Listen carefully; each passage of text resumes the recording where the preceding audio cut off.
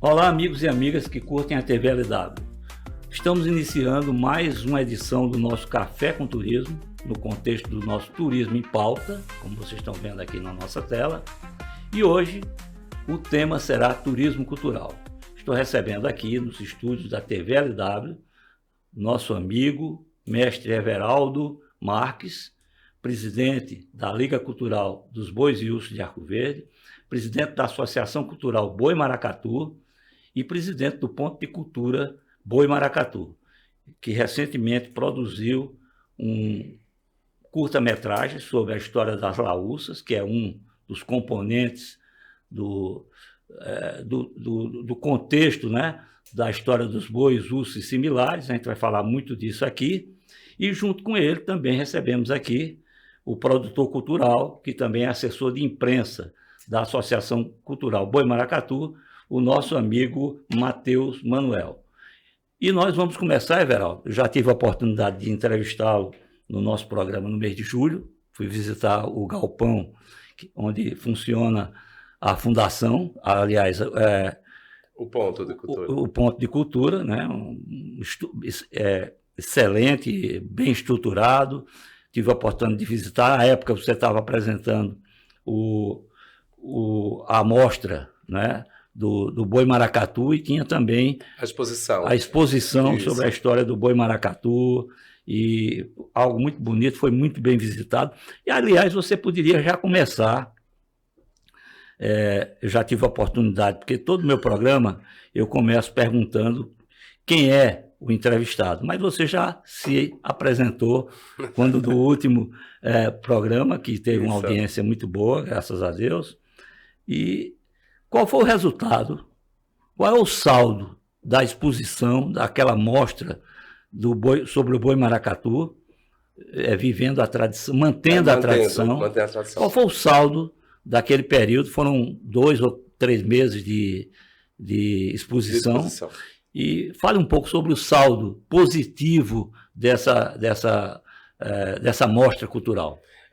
A mostra Boi Maracatu Mantendo a Tradição é uma referência que foi colocada mesmo no nosso cenário dos bois e dos ursos, justamente para entender qual é essa relação do manifesto popular dentro da cidade, né? Para ter o conhecimento. A gente sempre abre aqui as redes sociais e não vê nada falando sobre esse histórico. Então, o saldo positivo de lá foi justamente esse: o conhecimento e o reconhecimento dessa manifestação e a contribuição que ela dá hoje, não só a Arco Verde, mas ao Estado. E o reconhecimento, né, de protagonizar esse cenário no universo tão complexo como é a arte e a vivência dela nesses palcos da vida. Perfeito. Você tem como nos informar? Eu lhe peguei de surpresa aqui, porque o nosso roteiro não constava, mas eu me lembrei que nós fizemos uma entrevista lá, né?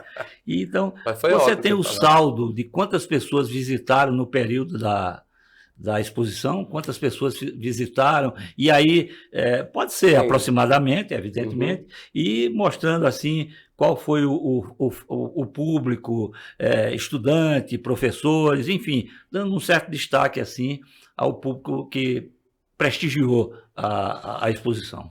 Eu vou falar de um momento que é físico, né? A gente vem olhando os livros ATAS, né? Tem 2 livros ATAS. Ótimo. Então, eu acredito que a gente deve ter ali com as pessoas vindo uma estimativa, acho que de umas 2.000 pessoas. Ótimo. Né? Assim, físicas. E online, Matheus tem uma estimativa, né? Acho que é isso que eu não acompanhei todas as redes, porque nós colocamos em vários outros lugares. Se a gente for somar quem estava ali visitando, que também precisa de uma estimativa de público online, né? O visitante é importante. Já para visitante deve estar chegando perto de uns 8.000 por aí. Juntando o YouTube 8.000 e o Instagram. O público presente, o que estava lá presencialmente e os internautas.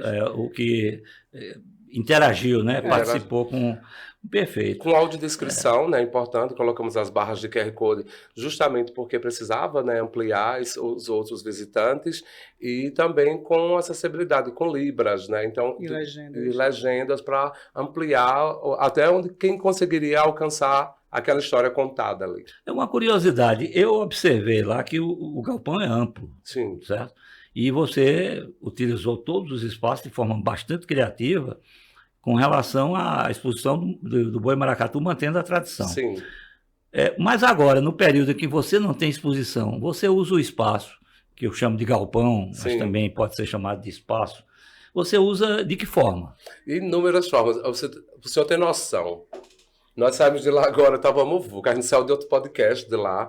O pessoal do Erema vieram para falar sobre a arte, né? O que é que a gente transmite ali. Um lado foi usado para esse podcast, o outro é para técnicas de circo, né? Tem lá pernas de pau, pirofagia, equilibrismo, malabarismo. E agora à noite vai ser música, dança, teatro. Tudo acontece naquele galpão. Ele é bem rotativo. É o dia inteiro, de 10 da manhã até as 9 da noite. Então, já que é tão movimentado lá, mande para o nosso público o endereço completo e como chegar lá no espaço, no galpão cultural que representa a fundação, o ponto de cultura da Fundação Boi Maracatu. A Associação Cultural Boi Maracatu se transformou em ponto de cultura, graças aos nossos trabalhos e, evidentemente, estão aí presentes. Você vai encontrar eles na rua Arcelino de Brito, 124, ali no bairro da Boa Vista. Não tem erro, é o bairro de Santa Luzia. Quando chegar lá com seus bons olhos, vão chegar lá sorridentes e felizes. E é um prédio super colorido e com a marca enorme do boi. Eu sempre digo, o boi foi responsável por isso, nesse espaço, nesse ponto de cultura, essa escola. Muito bem. E o nosso querido amigo Matheus Manuel, ele cuida de toda essa parte de divulgação, né? A visual, né? Parte visual, né? Audiovisual também, né? Então, Matheus, como é o trabalho de manter isso ativo nas redes sociais, essa divulgação, e qual o resultado positivo que você tem da interação, da visibilidade, enfim, como é o trabalho do assessor de imprensa, de comunicação, de uma certa forma, do ponto de cultura, e qual o resultado que isso traz para que as pessoas possam conhecer o trabalho do Boi Maracatu? Como posso falar assim, mais rápido? Fique à vontade. O material que a gente faz, a gente sempre pensa da seguinte forma: o Everaldo chega conosco, fazemos reunião sobre qual projeto vai ser executado, e nisso a gente tem que ver qual o público que vai ser atingido diretamente ou indiretamente. Ou seja, diretamente a gente vai com a busca ativa, a gente sempre tem esse plano. Vamos presencialmente, passar de porta em porta, convidando a comunidade, convidando as crianças, enfim, todo mundo, levando convites e convidando para participar da ação. E os indiretos a gente vai para a rede social. A gente vai buscar maneiras de chamar a atenção através de cards chamativos. A gente sempre utiliza da seguinte forma: tem lá o card, a gente já sabe que colocar o ícone de um exemplo de ponte, né? A gente já sabe que aqui é a localização, mas a gente coloca o local. A gente vai deixando já os dois signos, para que gente que prefere mais ler do que só olhar a figura. Então a gente sempre utiliza dessas duas formas. O card, ele é limpo, só com a informação principal, o título, é um exemplo, a exposição Boi Maracatu, Mantendo a Tradição, mas o outro, mesmo card, a gente coloca tudo certinho, local, endereço, data, porque as pessoas vão ter mais tempo para ler o card do que abrir a mensagem, que a gente fica no WhatsApp, a gente fica pequena, de repente a pessoa está andando na rua, diz, não vou parar para ler, é só clicar na foto e já vai estar lá, já certinho. Ótimo. Também a gente está utilizando muito a parte da IA para ter a audiodescrição. Ou seja, a gente está andando no Instagram, você está andando, é só clicar lá, já está lá a própria IA lendo o texto que foi publicado. Então a gente está utilizando de vários meios de comunicação para chamar esse público. Ótimo, ficou bastante claro. E vamos agora, Everaldo, realmente já falamos do que não estava na pauta, né? Vamos iniciar a nossa pauta agora. Vamos falar do curta-metragem que está fazendo um sucesso enorme, que é a Laúça, aliás, as peripécias da Laúça, né? Que, como nos vende o nosso Matheus, né? O grande vendedor da sua arte, né? Da arte do boi, do urso, dos demais, digamos assim, de toda a fauna, né, que compõe Sim. esse imaginário popular, né, que é a cultura popular. Né? Então, eu observei que o filme, do qual eu, inclusive, eu participo, com muita honra, logo na abertura, eu observei que ele está tendo uma aceitação muito grande. Então, a minha pergunta para você é: como surgiu, por que surgiu e qual a razão de você ter escolhido? Eu sei que você, no portfólio da Associação Cultural Boi Maracatu, tem ursos, tem outros, né? Tem também outros folguedos, outras Isso, tradições do culturais, repertório, né? um repertório lá, tem um portfólio muito interessante. E você também tem lá, além do Boi Maracatu, tem o Estrela Solar. Sim. E tem o Urso da Peleja, né?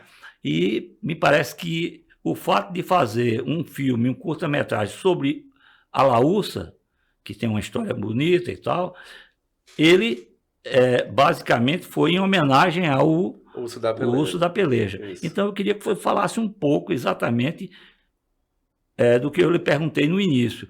Qual o motivo, qual a razão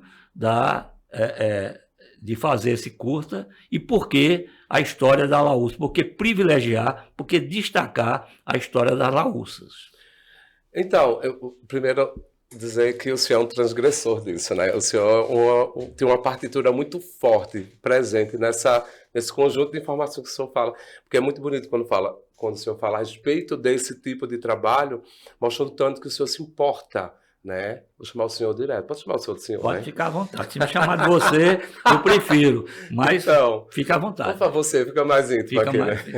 Eu agradeço. Você é meu amigo de longas datas, né? Pois é. Fica parecendo... Desde 2004 que nós somos amigos. Isso é um dos orgulhos que eu tenho, assim, honestamente, porque é um trajeto muito complicado no universo artístico. Porque vem de como a gente desenha.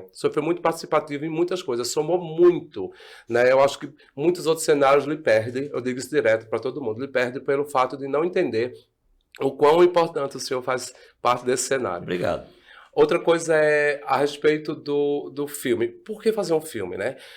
Eu vou colocar primeiro como referência o Boi Maracatu. Inclusive, nós, durante a sua entrevista, nossa diretora, Zilma Maciel, vai mostrar alguns trechos. Uns tapes, né? Vai mostrando aqui, enquanto você vai falando, ela vai mostrar algumas cenas do filme As Peripécias da Laúça.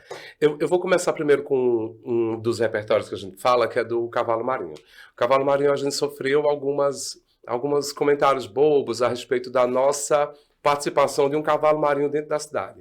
Então, dentro de Arco Verde, que não tem nada a ver com a zona da mata tal, e tudo mais, que é onde nasce o folguedo e em outros lugares. Mas não existe isso, né? Existe você reproduzir a arte da forma da essência mais pura que ela tem. Então, construímos. Aí, sofremos alguns ataques pequenos assim, tipo, vocês são de Arco Verde, não tem nada a ver com cavalo marinho. Aí, até a gente educar a nossa cabeça de entender, a arte está para todo mundo, é igual o sol. Só que como é que a gente falaria, como é que eles iam descobrir que teria um cavalo marinho em Arco Verde se a gente não fizesse um filme? Nós produzimos um filme chamado A História do Cavalo Marinho Sertão Afora de Arco Verde. Ali era um filme piloto para a gente trabalhar o curta Boi Maracatu, que a gente tem também um filme como a essência disso. Daí a gente entendeu que vamos falar da nossa arte, porque nem todo mundo conhece. Então quem vai falar melhor da minha arte, se não eu mesmo? Então, vamos procurar produtores que possam produzir nosso trabalho até a gente entender como é que se mergulha no universo cinematográfico e a gente entender como funciona. Esses dois filmes do Cavalo Marinho e do curta Boi Maracatu nos deu a engrenagem para isso. Aí chega As Peripécias da Laúça. Eu disse, por que não trazer a história da Laúça com homenagem ao Urso da Peleja, que hoje é ponto de cultura dentro da cidade e um orgulho para a gente, né, de fazer com que essa arte propague. Então, as peripécias começaram assim. Vamos falar um pouquinho do que é a história do urso, né? A história do urso em Pernambuco, como é que chegou aqui, e onde é que entrava as possibilidades dessas personagens que hoje atuam nesse campo. E aí veio o processo de chegar ao senhor, que a gente conversou, mandar o senhor de novo, né? De chegar para a gente poder entender como era que se ouvia aquele pedaço de arte no lugar. Então, chega-se Alberto e fala a respeito do processo da Laúça em Arco Verde, dos tempos que aconteciam, da Laúça que quer dinheiro, quem não dá é pirangueiro. Isso. Então, tem milhões de coisas que o senhor cita, em momento que a gente conversou, como é que o senhor vê isso? E assim, eu vejo que eu não estou preparado para falar sobre algo. Está assim. Nós conversamos muitas vezes, o senhor foi muito seguro, inclusive na parte de gravação, né? Que a direção acompanha o Edson Andrade, ele dirige. Eu fui uma co-direção nisso e no final do filme, infelizmente, ele sofreu um acidente e faleceu. Lamentável. Isso. Então a gente assumiu para dar sequência ao processo, porque estava falando sobre nós. E o Edson também já vinha de um urso, né, que era o urso pé de lã, já tinha mexido lá. Ele estava entrando também no universo cinematográfico. Então, qual é? Quando o senhor fala maestramente, a gente diz, ó, a conversa do seu Albérico, ele é o fio enviesador para as outras linguagens que virão, os outros personagens que trabalhariam ali, naquela figura. E não tinha nada demais a não ser de falar de si próprio e da sua manifestação ali. O urso da peleja, ele a peripécia dele ele chegou no cenário, invadindo o cenário cinematográfico, porque ninguém estava fazendo nada para o urso. Né? Ninguém tinha a importância de fazer para o urso, para o boi ou qualquer outro. Não tinha. Em Arco Verde não tinha. Procure nas redes, hoje você vai encontrar. Mas antigamente não tinha. Então, as leis de incentivo agora, a Lei Paulo Gustavo foi meu Deus, um mimo para a gente, né, que apostou nisso no nosso trabalho. Quando chegou agora o Plano Nacional de Blanc também, o Funcultura, que são todos leis de incentivo e também leis emergenciais, que vieram para salvar o nosso cenário e fazer com que a gente pudesse sobreviver do que a gente acredita. Né? Eu falei uma conversa sobre audiovisual em uma homenagem póstuma anterior, a ela dizia, eu digo o seguinte: antes nós arrombamos para ter que entrar, porque ninguém queria que a gente entrasse, né? Ninguém estava dizendo, não, a importância esse monte de gente da favela, né? O pessoal da comunidade, para que eles têm que ver televisão, o que a gente produz, e olha lá, se eles tiverem dinheiro para comprar uma.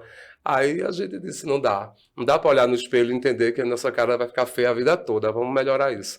Então vamos colocar exatamente. A posição do bem uso. Colocado. Eu disse, antes nós arrombamos, hoje nós abrimos a porta e abrimos para outros entrarem. Então o urso não foi diferente, não é diferente. O urso, ou a laúça, ele é justamente o elemento que precisa de protagonismo no mundo. E quando a gente abre para as redes, quando a gente coloca um filme como evidência, né, nós estamos protagonizando, não é só o urso da peleja, nós estamos protagonizando outros que não estão ali para somar.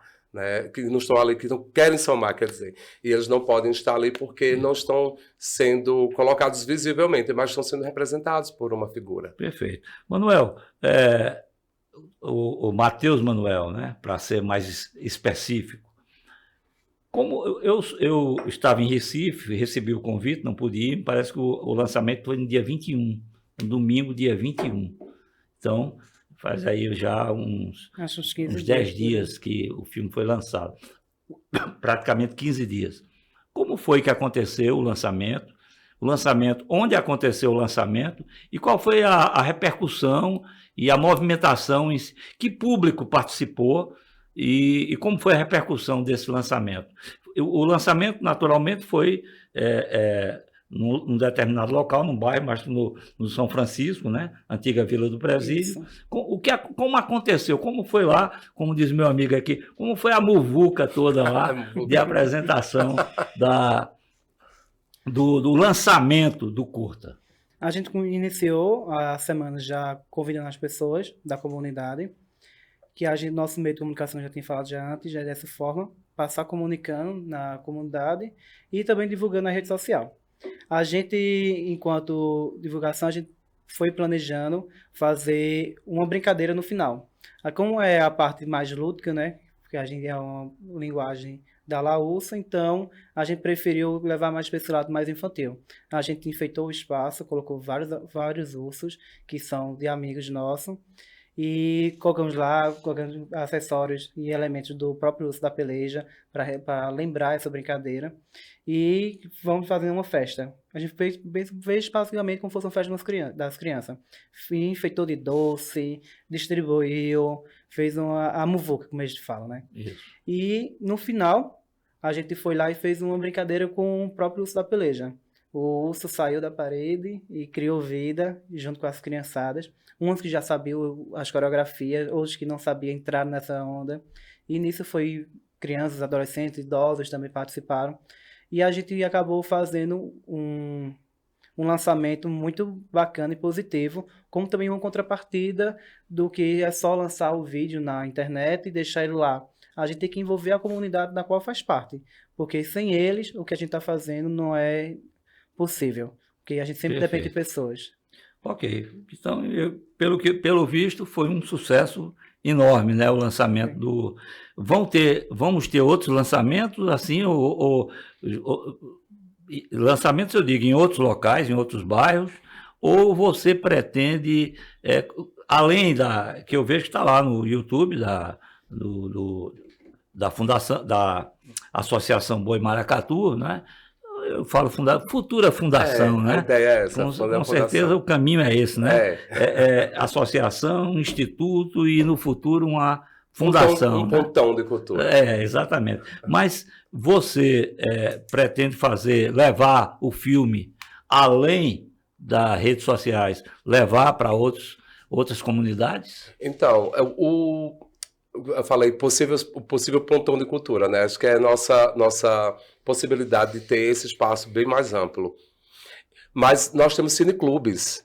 Né? Esses cineclubes são justamente que a ideia de produzir os filmes é que a gente poderia, na verdade, expor isso em situações adversas, né?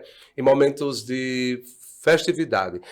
Agora nós vamos fazer a festa de criança. Nessa festa de criança... Será no próximo dia 12, não é isso? Vai ser dia 19. Dia 19. Isso. É uma semana inteira de Dia da Criança. De 12 a 19, então vocês... Esse é o dia da festa, né? Durante a semana, porque tem a parte de formação, é verdade.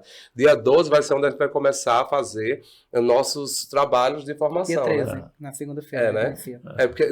Por que eu lembrei dia 12? Porque dia 12 cai no domingo. Cai no domingo. Vocês Isso. começam a trabalhar no dia 13, no dia 19 vão a culminância. Fazer a culminância. É porque dia 12 a gente tinha deixado tudo para não fazer dia 12, porque tudo tinha dia 12.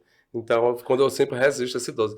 Mas a formação começa mesmo. E tem muita gente com raiva que o dia 12 cai um domingo, né? Podia ter sido na segunda, na fazer segunda ou na sexta, né? Então, qual é? Então, a gente vai colocar nos cineclubes, inclusive em pontos de cultura que a gente tem acesso. Nós temos o Ponto de Cultura de Itacaimbó, lá vai ser exposto também os filmes que a gente produziu, tivemos outros também. Vai colocar no Ponto de Cultura de Mimoso, né, lá no município de Pesqueira. Nós temos também a Vila do Presídio, que é o Conjunto Novo Arco Verde, o nosso Ponto de Cultura do Boi Maracatu, mas também tem o Ponto de Cultura de lá do Veraneio, né? Maria de Fátima, e do Maria de Fátima, que é do Bostela Solar, e o JK. Então vai ser bem... Vai, porque são públicos diferentes. Porque quem não teve acesso ao YouTube vai ter acesso a essa ação naquele momento festivo. E eu vejo que vocês, o público de vocês é mais infantil. Muito. Né? E aí você apresenta o filme, e o filme já começa com a minha participação, né? E aí o camarada olha assim, o que esse cidadão está falando ali? Como é que vocês conseguem transformar aquilo que eu estou falando para o entendimento daquelas crianças? Vocês têm alguém que faz essa passagem? Eu estou falando ali, quando vocês interrompem para dar alguma explicação, ou as crianças ficam atentas ali? Eles estão entendendo? É interessante quando a gente coloca a culminância, né? Isso o senhor falou. O que o senhor Alberto estava falando ali a respeito de como era a história de Arco Verde, normalmente... E eu trago lá da Laúça, que veio da Europa para cá, né? Aquilo ali a gente já conversa com essas crianças. Quer dizer, quando chega um público vago, crianças que não sabem o que está acontecendo, mas grande maioria eles já sabem. Não é à toa que eles brincam com a Laúça. Então eles sabem por que ela faz o movimento, porque aquilo que não é só alegria, né? Houve muita... Era tortura, a tortura do animal. Isso. E coisas que são absurdas. Então, aquela criançada que vai para ali, normalmente, quando elas não sabem o que está acontecendo, no final a gente explica e apresenta o espetáculo de uma das alaúças como símbolo daquilo para entender, que é a chamada culminância dos filmes que a gente... porque o brasileiro é muito criativo, né? Porque realmente lá isso inicia na Europa, basicamente século XVI, né? Mas ele tem uma fase importante, e essa fase é muito cruel, que é a fase lá do leste europeu, principalmente na Rússia, onde eles pegavam os pobres dos ursos lá Sim. e colocavam brasas vivas, né, para que o urso, igualava o urso. Então o urso ficava dançando, mas na verdade ele estava sofrendo, porque ele estava pisando em brasa. E aquilo ali se tornava uma coisa agradável para quem estava assistindo. Exato. Então, quando aquilo vem para o Brasil, já no século XIX, isso chega por aqui, aliás, no século XVIII, isso chega por aqui de uma forma que o pessoal diz, não vou fazer dessa forma. Então ele transforma aquilo numa coisa lúdica. Sim. Né? Ao invés de usar o urso em si, ele usa uma máscara de urso, depois uma roupa. E ao invés do urso brinca, ele pula, mas ele está pulando, ele está dançando. E aí dançando normalmente. Normalmente. Né? A dança, e aí né? vem a dança e a criatividade do brasileiro de criar uma marchinha de carnaval no início do século XX. Pelo movimento, né? Pelo movimento e dizer a laúça quer dinheiro, quem não dá é pirangueiro. E isso cria uma história que até hoje todo mundo canta essa marchinha, porque eles precisavam de dinheiro para manter até para poder tomar a bebidinha do final da brincadeira, mas, na verdade, eles estavam ali para divertir as pessoas e ganhar aquele dinheiro, quem não dava era pirangueiro, mas eles estavam ganhando em cima de que ninguém estava sendo maltratado. E lá, nos países do leste europeu, principalmente na Rússia, na Ucrânia, eles faziam aquilo para ganhar dinheiro em cima do sofrimento do animal. Exato. É uma coisa muito humana, né? No caso lá é totalmente desumano, né? Então, tudo quando vem para o Brasil se adapta à realidade brasileira. Quando eles saem de lá, por exemplo, que ninguém queria mais fazer esse trabalho com os ursos, que os ursos estavam morrendo, os ursos estavam sendo aniquilados, então eles vieram em outras partes do país também com os ursos, só que nós somos um lugar que não acomoda, né, climaticamente, né, o animal. Então eles foram morrendo de fome, foram morrendo de outras coisas. Não se adaptou o urso no Brasil? Né? Aí tiraram as peles, as vestes que ele tinha, né, o que sobrou dos ossos, então eles começaram a fazer, se vestir. Eu digo que é uma parte muito humana, né, desumano a tortura, mas é coisa do ser humano, né, de viver do sofrimento do outro, né, então generalizando, mas é coisa que é natureza das pessoas inaturais. Então, o que acontece nisso é que eles começaram a partiturar isso e usar a pele, né, como referência e as máscaras. Então, a criatividade a partir de outras pessoas, sem saber dessa história, é que começou a aparecer. Então, vieram os mulambos, os farrapos, né, os sacos. O trabalho que vocês fazem não é apenas um trabalho cultural. É um trabalho cultural, né? Tudo gira em torno da cultura, mas, basicamente, é um trabalho de antropologia, de sociologia e que tem como consequência digamos assim, uma influência social enorme nas pessoas. Total. Porque o trabalho que vocês fazem, como eu disse, de antropologia, de sociologia,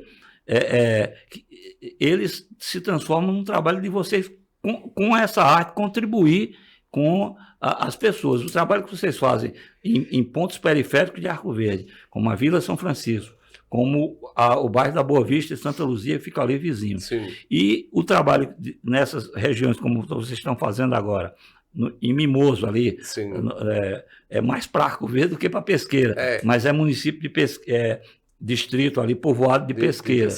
E na cidade de Itacaimbó, ali perto de Belo Jardim.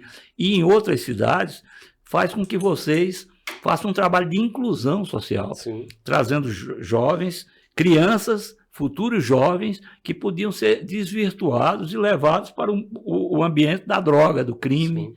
Então, vocês que são ainda muito incompreendidos pela sociedade, muita gente acha que muitas pessoas acham que vocês não seriam uma boa influência para as crianças, quando vocês estão salvando muitas crianças. Tá certo? Então, isso é o que eu vejo, é a minha opinião, e por isso eu sou tão simpático a essa causa de levar a cultura, principalmente através dessa tradição do boi, do urso e dos similares a eles, como o que eu acho muito interessante, que é o Jaraguá, né? A Ema, né? E tantos outros personagens que as criançadas adoram. Né? E que Arco Verde precisa muito. Eu sempre digo isso, antes de fazer a pergunta, às vezes eu acabo eu mesmo dando a entrevista, mas, na verdade, Arco Verde precisa se utilizar melhor de sua cultura, de suas tradições, ao contrário de outros municípios que sabem vender talvez melhor um pouco, melhor, mais do que o que eu quis dizer, um pleonasmo que eu cometi aqui, mas, na verdade, você tem a tradição do samba de coco. Sim. E você não tem um produto do samba de coco, como, por exemplo, o tamanco, um chaveiro, uma camiseta, um boné, com qualidade, para encantar o turista. E ele vai vender aquilo ali. O boi já melhorou muito, mas Arco Verde, aqui em Arco Verde é uma cidade cada vez mais turística. Você ter chaveirinhos do boi, do urso, né, do jaraguá, camisetas, bonés, mas de qualidade, que possa encantar o turista, para que ele adquira aquilo ali. Isso significa renda. Claro, né? claro. Eu fiz uma entrevista aqui há pouco tempo com o pessoal com Rafael Farias, e eu disse isso a ele: vocês têm na mão um produto muito bom, que é a quadrilha junina. E vocês têm que vender o produto de vocês. Sim. As pessoas que chegam aqui, eles querem comprar qualquer coisa bem feita, bem produzida, que seja sobre o boi, Sim. sobre os ursos. Porque Arco Verde é a capital, além de capital do samba de coco, é a capital da folia dos bois. E dos ursos. E dos ursos. Sim. E de toda a fauna que representa isso.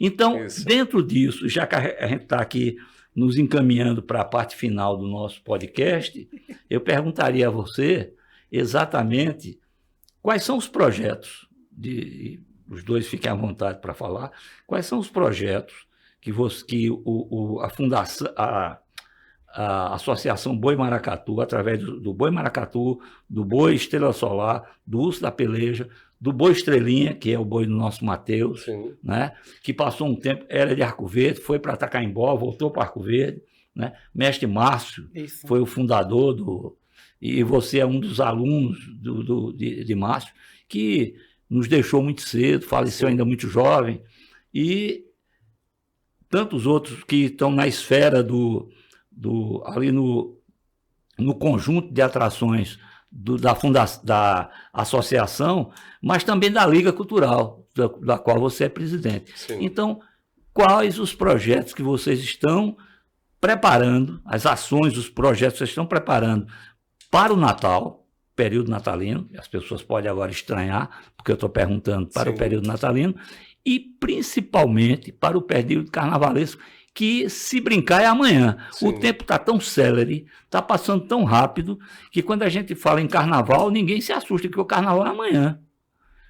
Nós estamos no final do ano, praticamente. Nós estamos no início de outubro. Né? E aí eu lhe pergunto, e aí peço também que você explique um pouco qual é o papel do boi, do urso e dos similares nas festas natalinas. Sim. Porque muita gente acha que boi, urso, similar é coisa do carnaval. Mas me parece que é um foguete para se brincar o ano todo. Como estamos mais próximos do Natal e depois do Carnaval, quais são os projetos para este Natal e o próximo Carnaval? Eu vou falando algumas coisas, Matheus completa, né? Qualquer coisa, se eu esquecer, ele fica nessa de falta isso. Já começa o ponto, né? Ele é o ponto físico. Começa pro Natal da Tenda. Perfeito. O Natal da Tenda, né? Eu vou falar sobre esse projeto que a gente fala no início do boi, né? O boi é uma história que nasce no Natal.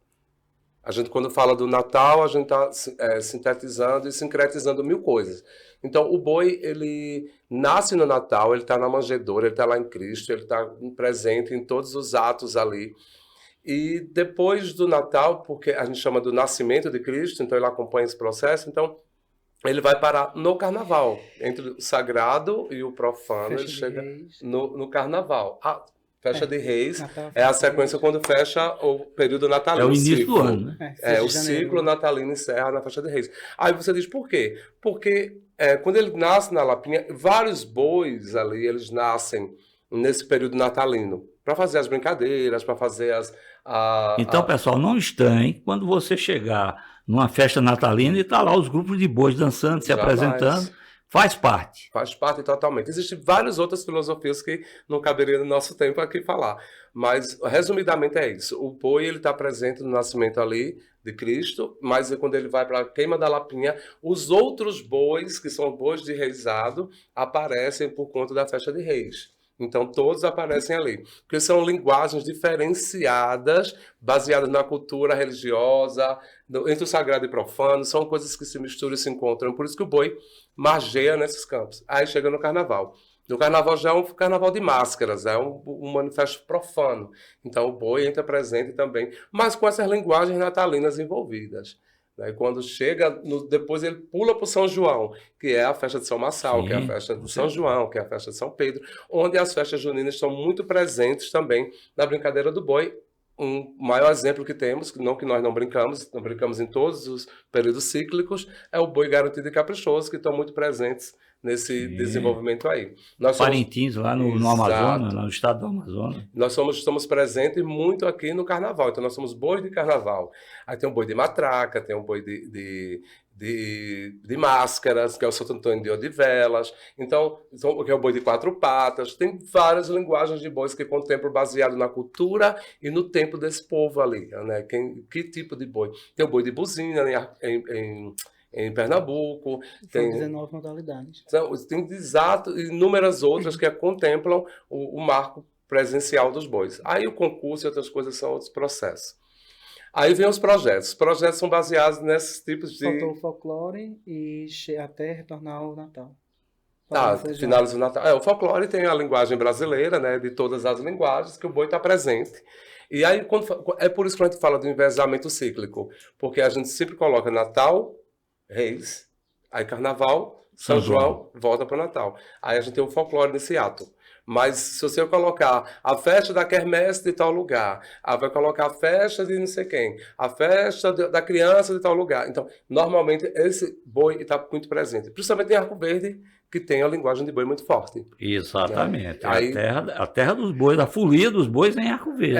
Exatamente. E aqui essa contemplação faz com que as crianças, adolescentes e os outros que estão ali presentes estejam muito presentes. Tem festas temáticas de boi, né? E tem muitas festas temáticas com o nosso boi, isso é tão bom. Mas porque está propagando, né? A gente está fruindo, né? É possível. Os nossos projetos, eles acompanham sempre essas manifestações, né? Se a gente vai colocar agora no Natal, que é o Natal da Tenda. Onde é a tenda? Tenda de Jurema, Encanto das 7 Flechas, que é lá no Veraneio. Lá a gente faz essa abertura. Inclusive, um cenário que a gente coloca numa manjedoura do Natal, a gente coloca com o boi, né? O que é a Tenda da Jurema? Que lá no é uma sede, é um galpão, é o quê?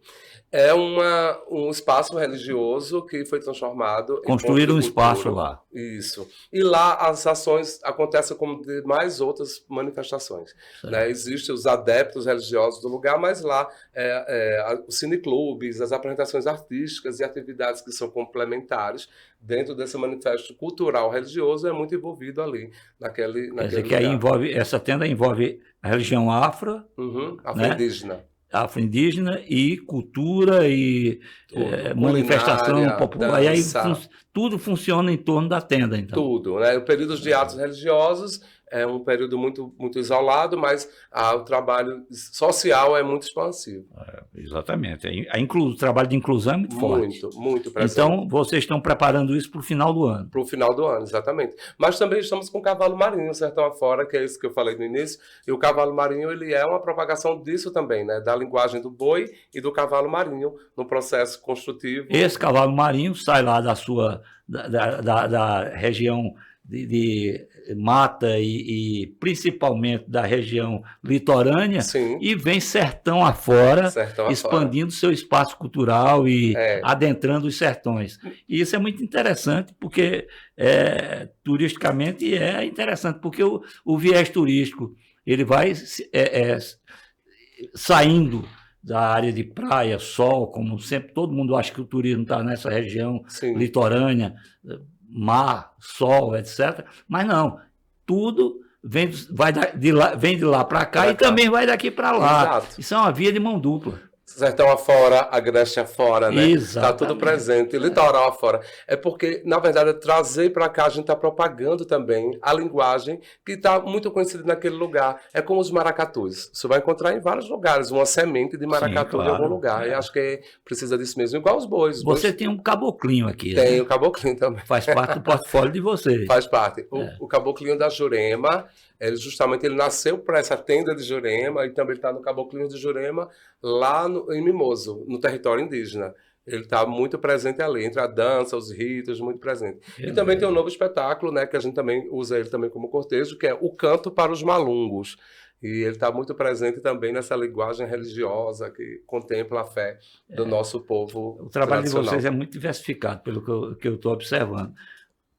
Para o carnaval, as prefeituras já começaram a contactar vocês com relação a projetos. Arco Verde vai manter a Folia dos Bois? Você já tem alguma...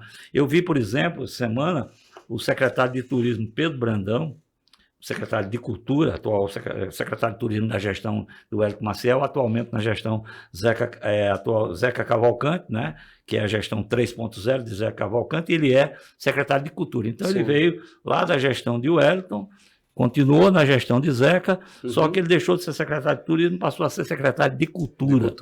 E eu vi que ele está anunciando já o calendário de eventos para o ano que vem. Esse ano eu até estranhei que a prefeitura não divulgou o calendário de eventos. Em 2025 não houve divulgação. Mas ele já está divulgando, diz que está entrando em contato com todos os grupos culturais de Arco Verde, promotores de eventos e tal. Vocês já foram contactados? Não, mas pelo fato de já termos essa consolidação, né, então fica mais fácil uma conversa muito pessoal, mas no sentido de que a gente vai colocar os nossos dados supremos para colocar naquele todos quadro. Esses projetos que você tem, todo esse plano que você tem para o ano que vem, você vai apresentar isso para a prefeitura e dizer, olha, eu vou produzir isso, isso e isso. Eu vou precisar, na verdade, produzir os sistemáticos, né, os que já estão em processo, mas nós temos, para você ter noção, nós temos mais de 200 projetos em ativos, agora temos uns 50. Então a gente está se desdobrando para 1000 coisas. E esses que já são, por exemplo, o Encontro de Bois. O Encontro de Bois vai acontecer quando? Vai ter esse ano ainda o Encontro de Bois? Nós tivemos ele no São João. Ah, foi durante São João. Foi, mas aí se o financiamento normalmente era em novembro, né? Isso, que é essa a ideia. E o financiamento não chegou ainda, que a gente está aguardando do Estado. Se chegar, a gente consegue fazer uma edição no Natal, que seria proveniente desse processo também. É Encontro de Bois, Ursos e Similares de Arco Verde e região. Então, as linguagens, a fauna, né, arco-verdense e litoral. Eu assisti a alguns, e são belíssimos esses encontros em Arco Verde. E tem um encontro de Arco Verde, que é o que você organiza, sim, através da Liga Cultural dos Bois e Ursos. Tem um encontro estadual que se apresentou aqui. É aquele nosso amigo lá que... A Elson da Hora. A Elson da Hora. Que é da FEC Bois, da Federação. Da Federação, que é um artista, um multiartista, pessoa fantástica, é um mestre da cultura pernambucana. Reconhecidíssimo. Né? Reconhecidíssimo. E você já pensou, Everaldo? Então você praticamente já disse... São mais de 50 projetos só para o ano que vem. Ativos, né? Realmente a gente tomaria aqui 3 ou 4 podcasts aqui para falar só sobre isso, e nós já estamos no final do nosso, né? Mas você, e eu já lhe perguntei isso, vou perguntar de novo, você já foi convidado, sondado para ser um patrimônio cultural, imaterial de Pernambuco, pelo trabalho que você faz. Não, porque a gente vê muito aí o presidente dos Estados Unidos forçando a barra para receber o título, para receber o Nobel da Paz. É uma forçação de barra enorme. No seu caso, eu às vezes pergunto por que você ainda não foi indicado para receber, pelo seu trabalho. Eu conheço você desde 2004, quando eu convidei para você colocar o boi que você usava para fazer campanha aqui para um bingo que existia na época, chamado Arco Verde da Sorte, né? E aí eu vi vocês passando, perguntei, disse, não, é aquele galeguinho ali, é o responsável. Eu lhe chamei, disse, rapaz, quer participar do carnaval? Só tinha cabeça e osso, né? Participar do carnaval aqui de Arco Verde. Isso foi mais ou menos setembro, outubro de 2003. E você mostrou interesse, depois foi à secretaria e em 2004 você fundou o Boi Maracatu e levou o Boi Maracatu. E por que Boi Maracatu? Porque vocês tocavam no ritmo do maracatu. E no início chamava-se Boi Maracatu da sorte. Uma parte do bingo, a outra parte do ritmo. Né? E depois Boi Maracatu, que é o que é hoje a tradição e tal.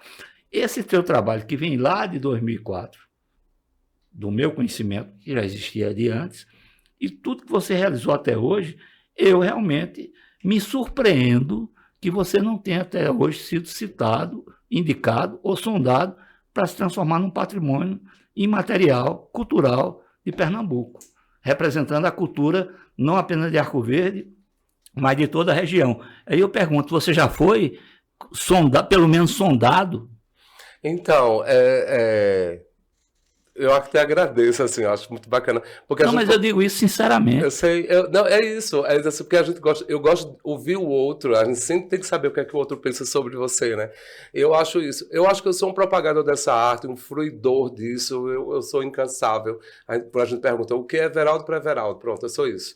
Eu fico colocando os meninos, os outros alunos, os outros professores, alunos, para eles seguirem o mesmo potencial disso aí. Porque o que vale é essa fruição, né? O que vale é colocar o que você acredita, o seu sonho realize. Eu sonhei muito e não pude realizar. Né? E não pude realizar por conta de recursos, não pude realizar por conta do sistema, por conta de vários de dogmas, enfim. Então eu estourei isso e deixei tudo para trás para a coisa andar. Quanto ao mestre, a nomenclatura mestre ela é muito forte, e não que eu não me sinta assim. Eu me sinto sim. Só que quem tem que se denominar é você e o reconhecimento. Aí o reconhecimento vem de onde?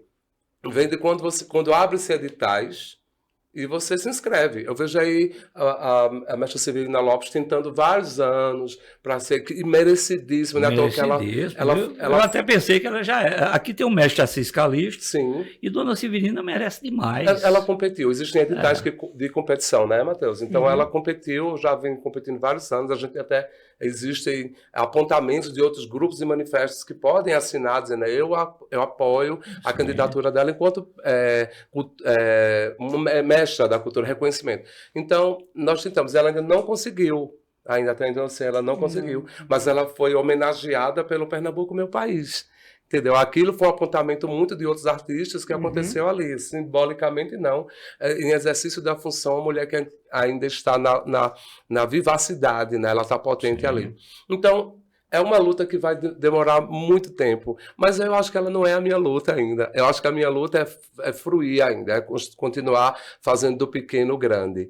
Então, se acontecer uma homenagem que seja assim póstuma, que coloque assim, eu fico muito grato por isso, mas ainda não é a minha ambição, né? Ela não... Não, que seja em vida, nada de póstuma. Vamos fazer uma homenagem a você em vida, né?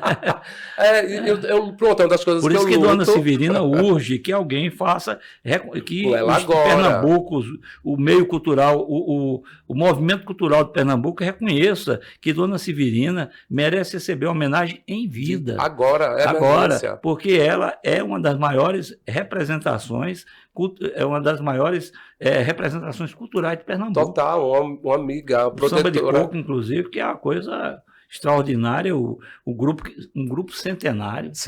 Um grupo fundado em 1916, em Arco Verde, quando a família Lopes veio para Arco Verde, os primeiros membros da família Lopes, eles vieram morar em Arco Verde e a partir dali surgiu o samba de coco da família Lopes. Hoje chama-se Grupo de Coco das Irmãs Lopes, mas é uma sequência de uma história que começou há mais de 100 anos atrás. Inclusive foi através delas, das Irmãs Lopes, que a gente descobriu como era que o Manifesto de Boi tinha chegado ali. A gente sempre está acreditando que, assim como o coco nasceu há mais de 100 anos, e o boi que chegou naquele terreiro do coco, no período, né, com Zé Alagoano e com outros ali, nós sabemos a partir dali onde o boi nasceu e por onde ele está, essa trajetória dele continua.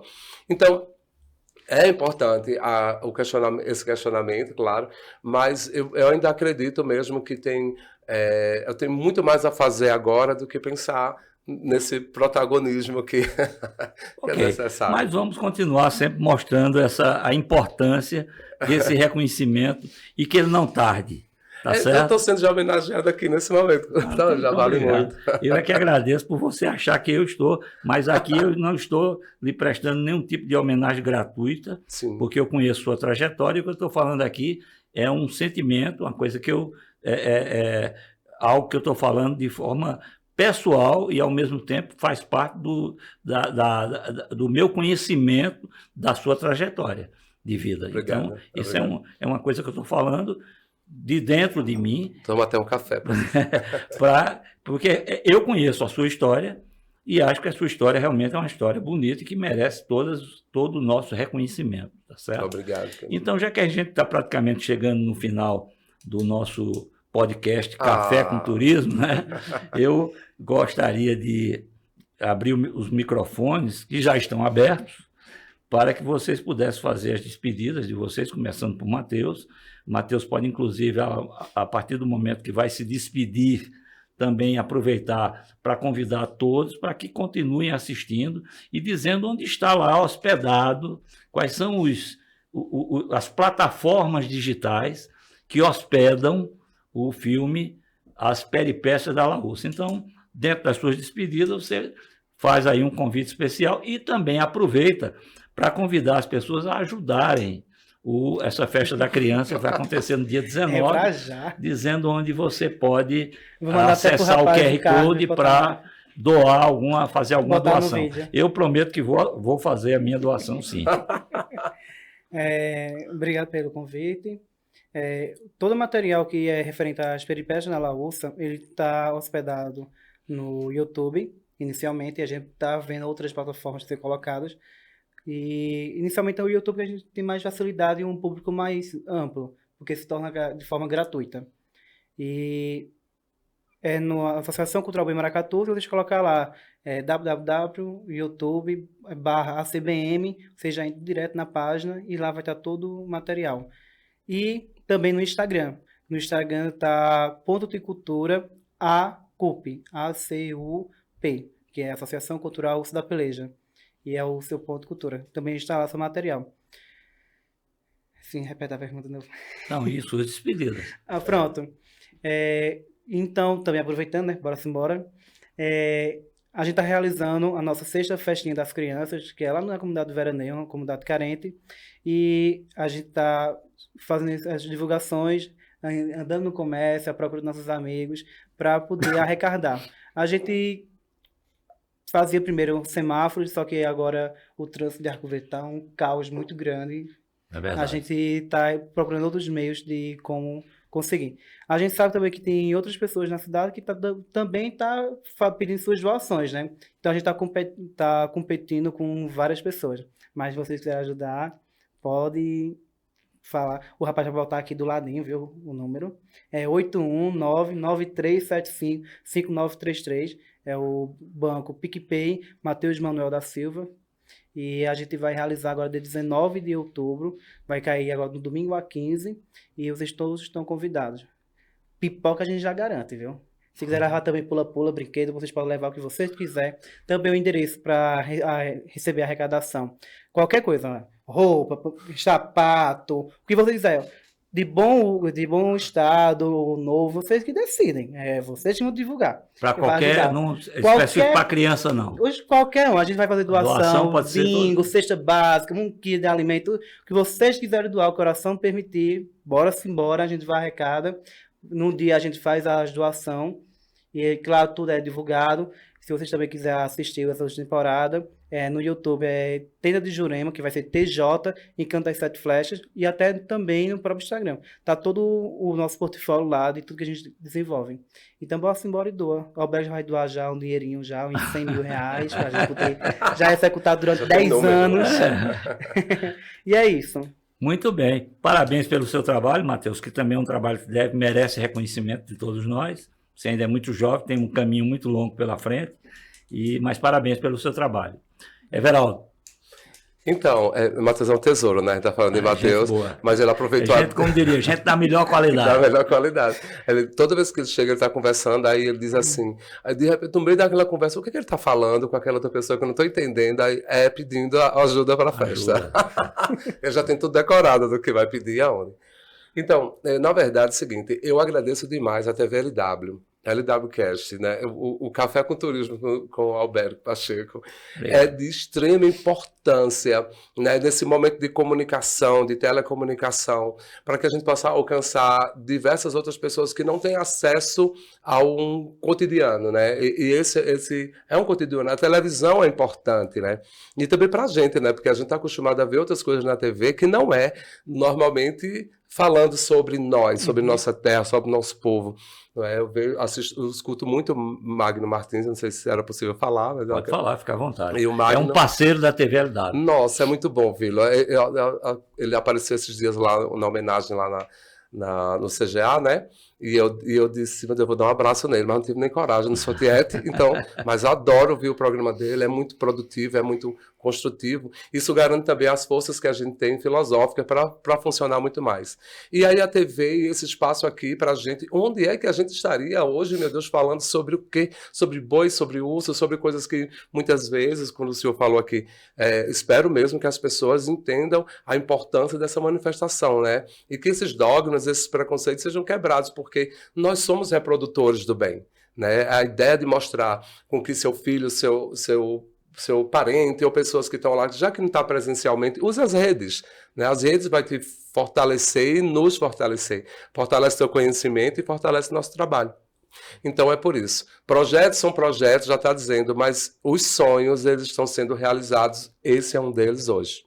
E possivelmente outros que serão colocados aqui para que o telespectador e o ouvinte, né, não só do podcast, mas do videocast e de outras que são plataformas necessárias para contemplar esses momentos, que estejamos presentes também para somar. Ok, muito obrigado. Então assim nós encerramos mais uma edição do nosso Café com Turismo, esse programa que é dirigido pela nossa querida amiga Zilma Maciel.